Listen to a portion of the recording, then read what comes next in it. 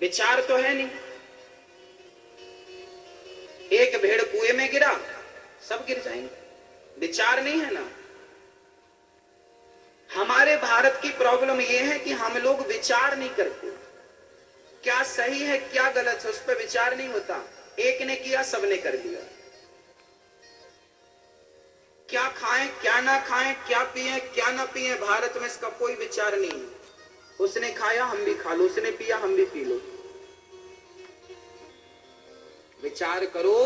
आपके बाप दादे ना दूध पिया करते थे, आपके बाप दादे लस्सी पिया करते थे, आपके बाप दादे, हमारे भारत में ना दूध की, दही की, घी की नदियां बहती थी।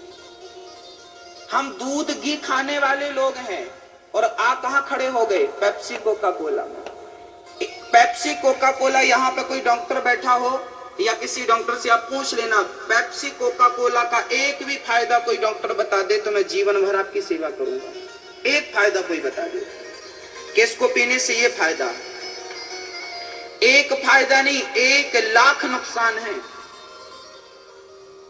और दूध पीने के एक भी नुकसान कोई बता दे। शुद्ध गाय का दूध अमृत होता है, दही अमृत होता है, घी अमृत होता है। शुद्ध हो, बस मिलावटी की तो बात नहीं है, सब अमृत है। इसलिए गाय हमारी मां है। पहले के जमाने में ना खेत में ज्यादा फसल होती थी, ना तो हमारे घर परिवार में ज्यादा पैसे थे। तब हम सबका पालन पता कौन करती थी? गाय करती थी।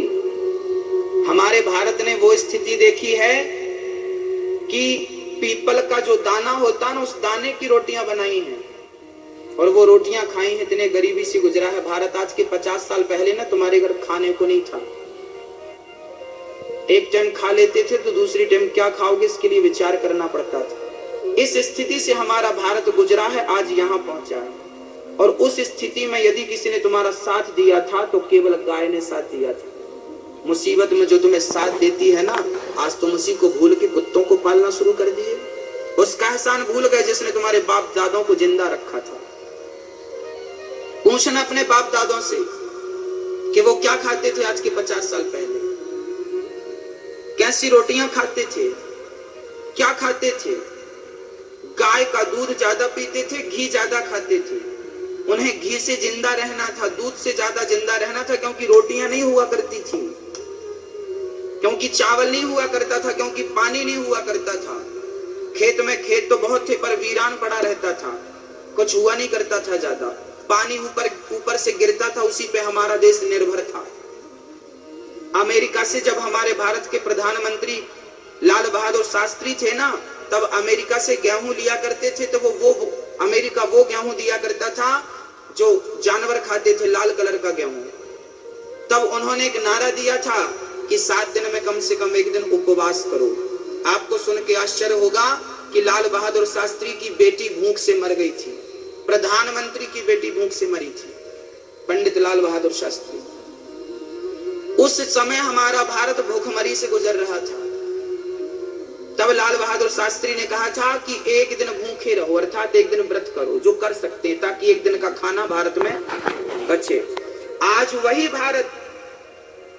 वही भारत इतना संपन्न हो गया कि एक बारात और खा के चली जाए, इतना भोजन बारातियों के खाने के बाद फेंक जाता। तुम्हारे पास नहीं था तो अन्न के लिए तरसते थे, हो गया तो फेंकने लगे। यही समय का दुरुपयोग है दोस्तों। जब जब तुमने समय को ठुकराया है, जब जब तुमने समय को लात मारा है, तब तक समय ने तुम्हें मजा चखाया। इसलिए मैं आपसे प्रार्थना करता हूं, अन्न आपका हो या अन्न मेरा हो, अन्न अन्न है, अन्न का सम्मान करो। दिया है विधाता ने, आज हम भारत के लोग संपन्न हो गए। आज हमारे भारत में किसी को रोटी की कमी नहीं है। भगवान ने खूब दिया, सबके घर में बढ़िया खा रहे हैं, पी रहे हैं, मौज करें, खूब खाइए, लेकिन दुरुपयोग ना करिए। अन्न को बचाइए, पानी को बचाइए, वृक्षों को बचाइए।